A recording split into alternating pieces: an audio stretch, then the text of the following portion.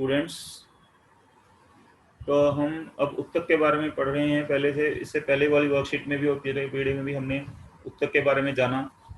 उत्तक क्या होते हैं, जटिल स्थायी उत्तक। पहले हमने विभाजक देखे जो विभाजित हो सकते हैं, उसके बाद हमने स्थायी उत्तक पे आए। स्थायी उत्तक में भी हमने दो तरह के स्थायी उत्तक देखे। सरल स्थायी उत्तक जिसमें पैरेंकाइमा जो एक ही प्रकार की कोशिकाओं से होते हैं, कोलनकाइमा, स्क्लेरेंकाइमा, हमने ये पढ़े। नेक्स्ट उसके बाद हमने स्टार्ट किया जटिल स्थायी उत्तक। जटिल स्थायी उत्तक वो होते हैं जो एक से ज्यादा प्रकार की कोशिकाओं से बने होते हैं। कोशिकाएं नंबर देखो, उत्तक में कोशिकाएं तो बहुत सारी होती हैं हर एक उत्तक में, लेकिन एक ही प्रकार की होंगी।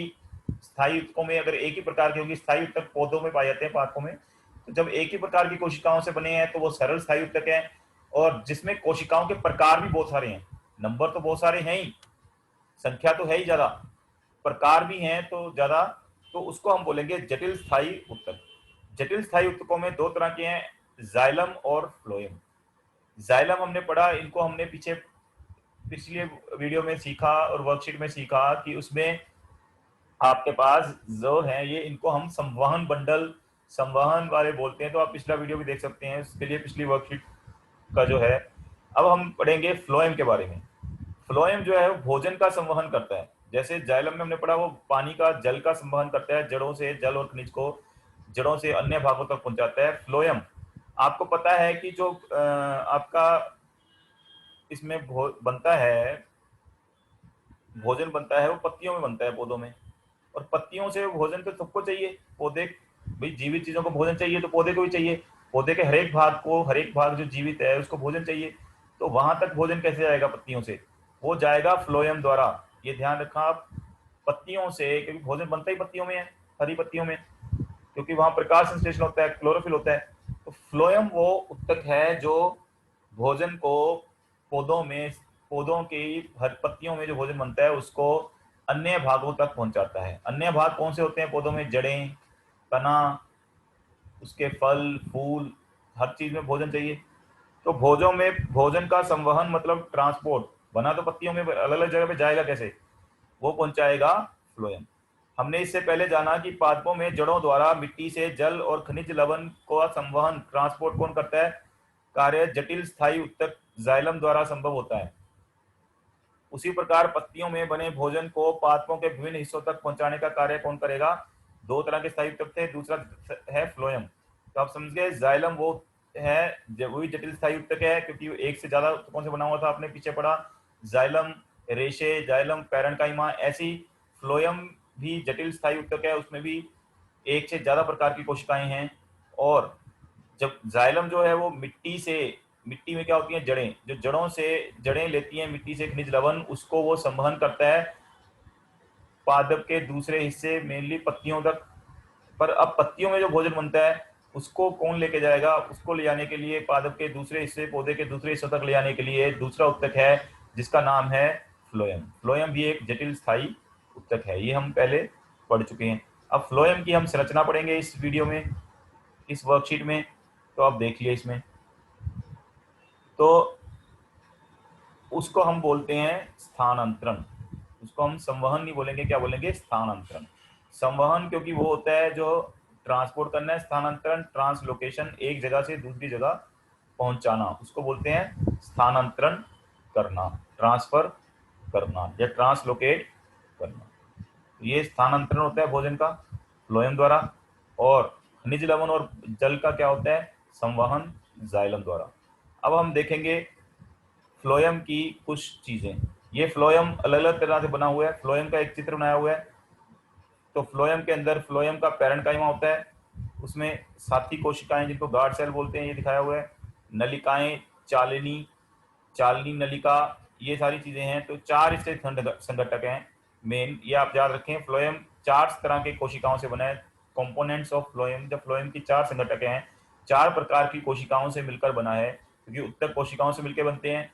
ज्यादातर एक प्रकार की कोशिकाओं से बने होते हैं, तो उनको हम सरल स्थायी उत्तक बोल रहे थे। उसमें पादपों में जो स्थायी उत्तक एक प्रकार की, ये एक से ज्यादा प्रकार की कोशिकाओं से बने।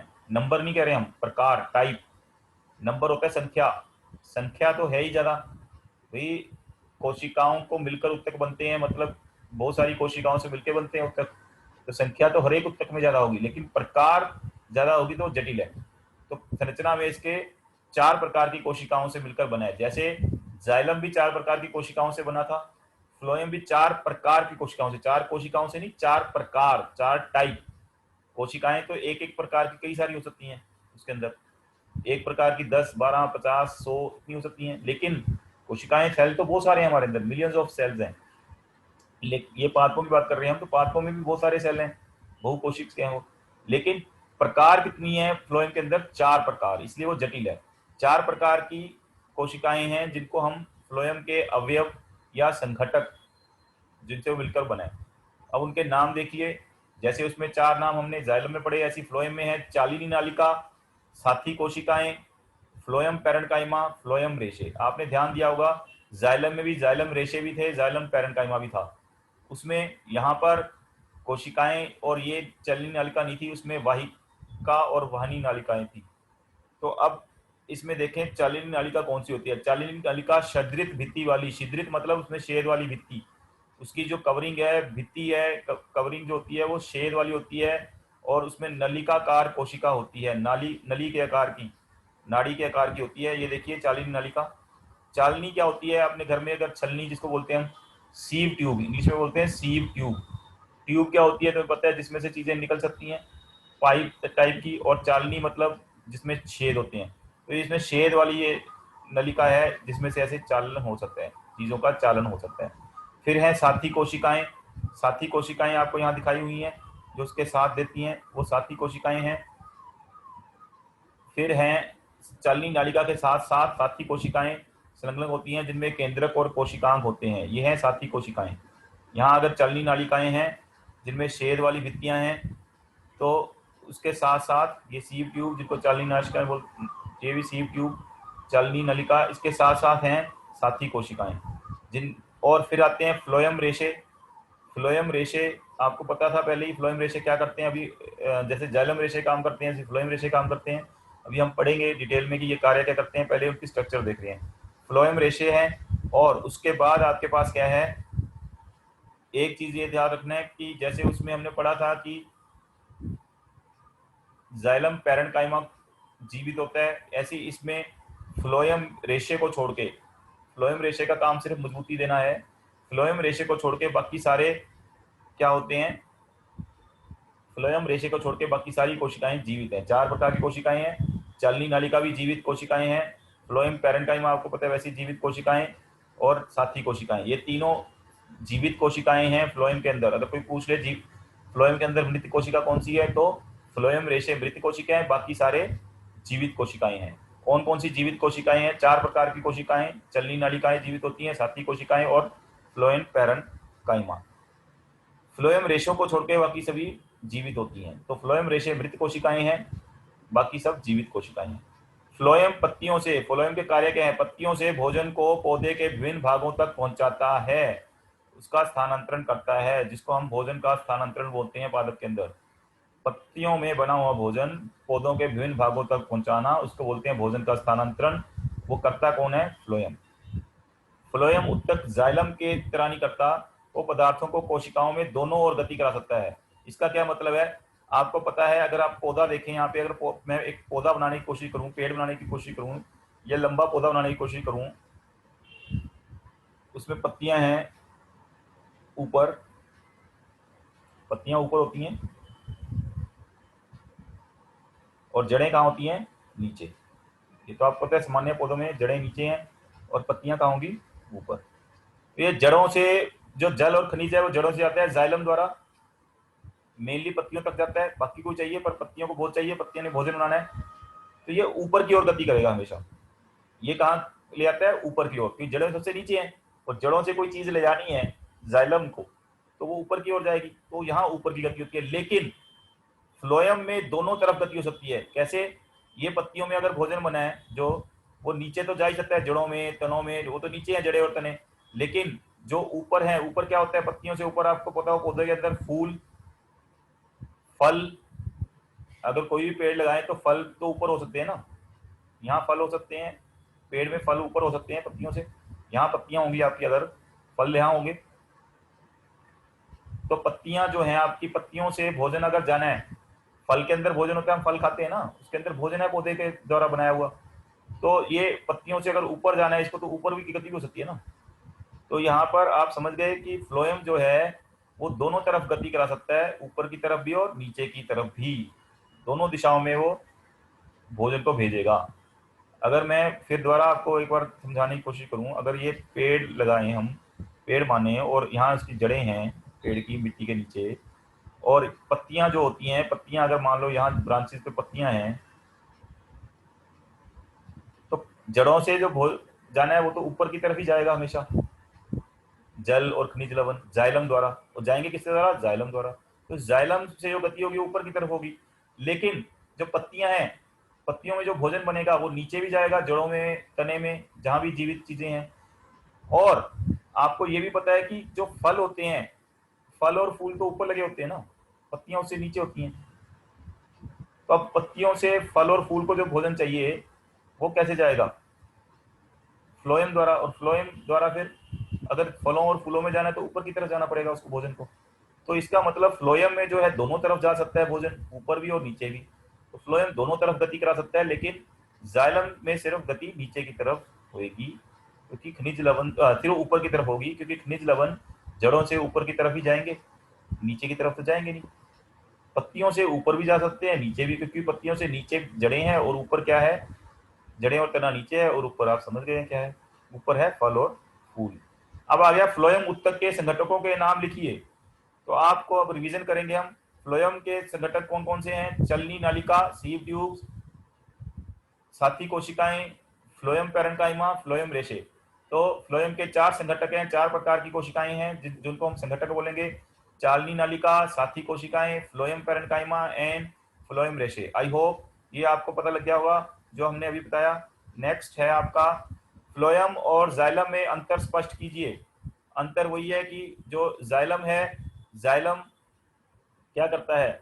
जाइलम खनिज लवण और जल को जड़ों से पत्तियों तक पहुंचाता है या अन्य भागों तक पहुंचाता है, जबकि फ्लोएम पत्तियों से भोजन को पौधे के अन्य भागों तक पहुंचाता है। जाइलम द्वारा खनिज लवण और जल के को ले जाने को संवहन बोलते हैं, जबकि फ्लोएम द्वारा भोजन दूसरे भागों तक पहुंचाने को भोजन का स्थानांतरण बोलते हैं।